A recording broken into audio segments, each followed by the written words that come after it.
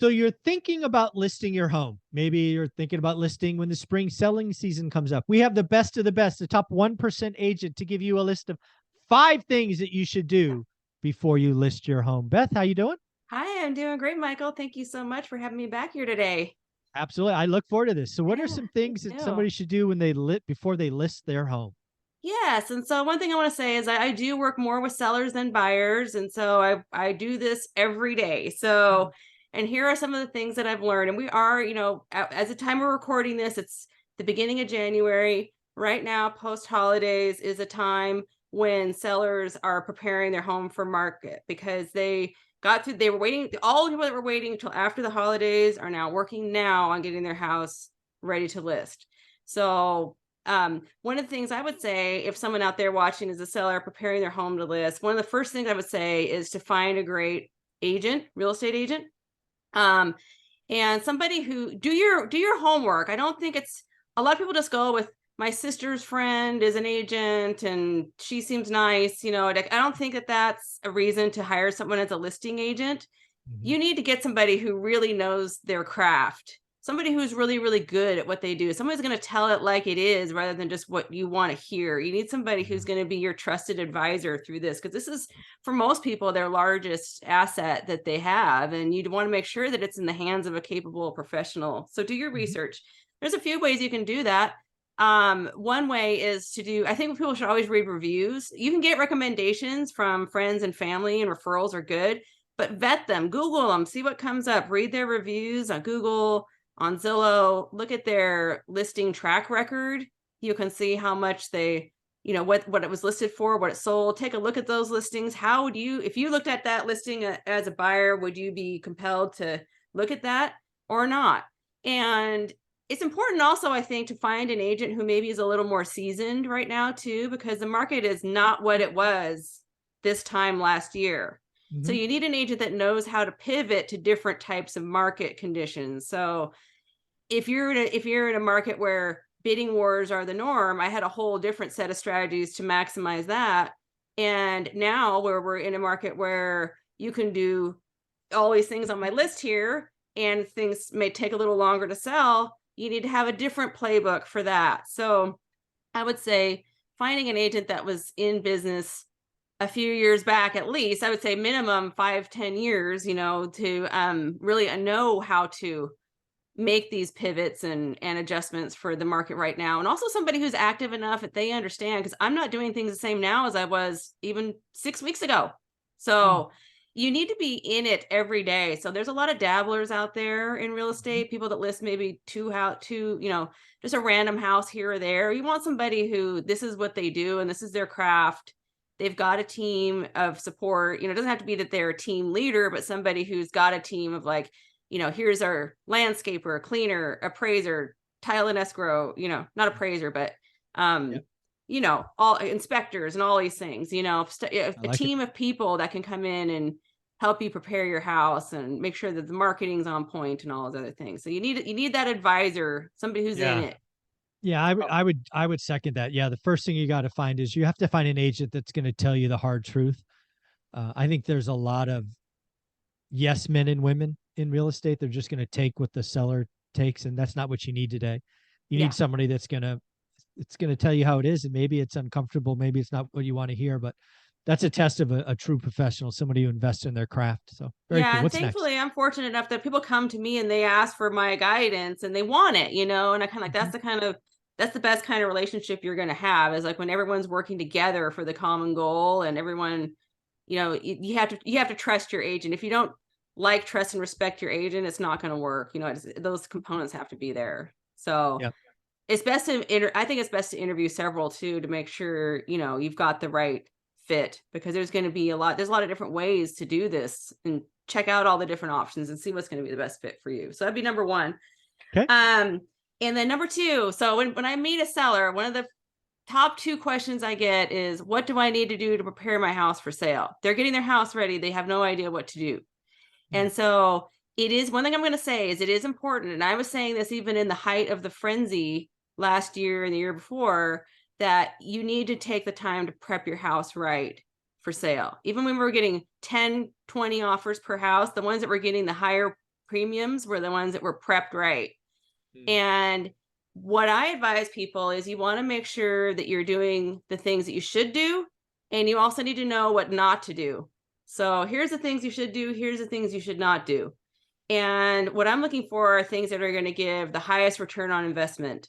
And so that does not mean gutting your master bath and redoing it. No, it doesn't mean gutting your kitchen. But what I have found is that what it does mean is people want to find the sweet spot for buyers. You got to think like a buyer. And the sweet spot for buyers is they want to be able to move right in and live there. They need a baseline where they can move in right now. And if they want to take it next level, they can. So, and I've had a lot of sellers say to me like, well, can't my carpets are bad, or the floors are all messed up, or whatever ugly thing, paint, needs to be done. How about we just give a credit to the buyer, because they're going to want to pick their own stuff anyway. Yeah. I hear that a lot. However, when you're with a buyer and you hear them talking, they want to be able to move right in. They don't want to have to find temporary housing for their family and then try to source a contractor and all the supplies. You know what a nightmare that is right now? Yeah. People don't want to do that. It's not worth it. It's not just the cost of the carpet. It's all these other things, and carpet is easy. I have a great carpet provider, and I'm sure every agent out there does it, that does listings, that can go in there and knows this is the right, this is the right quality of carpet and the right installer that can do this quickly. And you will get a higher return on investment on that.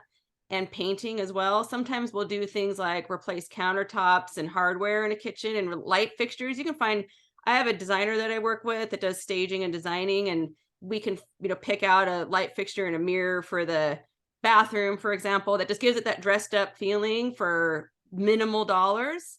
Those are the kind of things that are going to get you a huge return.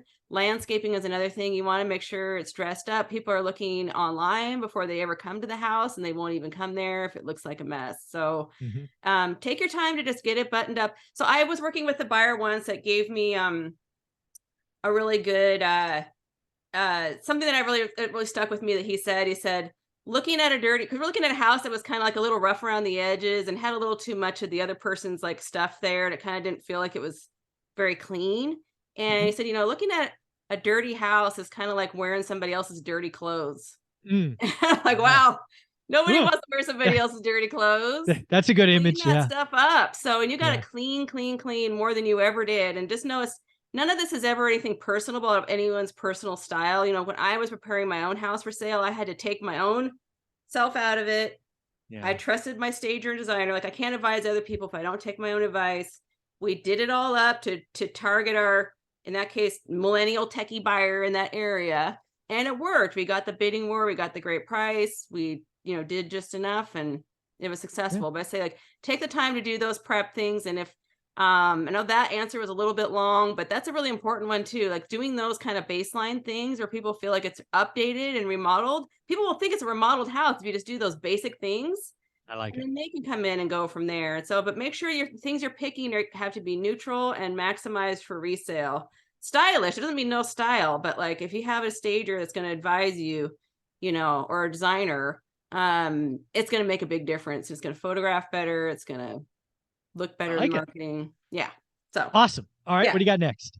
Professional photos. Get professional photos, please. I know our phone cameras are pretty good these days, but do not ever do phone, or let your agent take pictures with their phone and put them up there. I see things, I have a policy that I don't submit things to these sites or whatever, but I like see things and I'm like, oh my gosh, or I post it in a Facebook group. I see stuff. It's like so terrible. Like, make the bed, clean up the stuff, clear the take the towels off the ground. It's kind of like the dirty clothes thing. Like, just, you got to clean it up. Get professional photos too. Like, a professional photographer is going to do so much for how the perceived value when people are scrolling. Everybody's scrolling online, whether it's Redfin, Zillow, but fill in the blank site. They're looking online and they're looking at these photos are the first thing they see.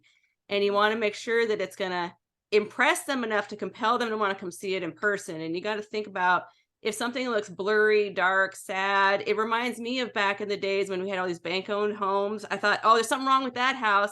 Exactly. What's wrong with that? As the investor in me likes it, because I'm like, oh, maybe I can get a better price on that one. The perceived value drops with poor photography. And when something is prepped right, like I said, staged, and photographed really well, then the perceived value is higher. So you want to make sure that you're on the right side of that. And one more point I'm going to make.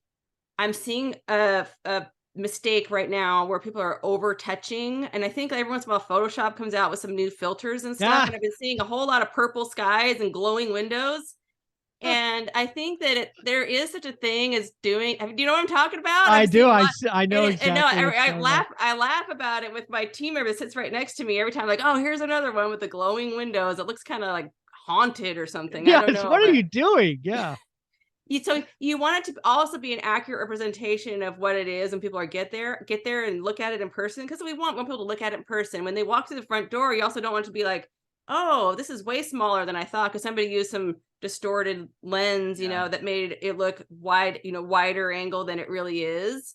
Mhm. Because that's a letdown. You don't want people to be let down when they come to the house because everything was so tweaked and photoshopped. Yeah.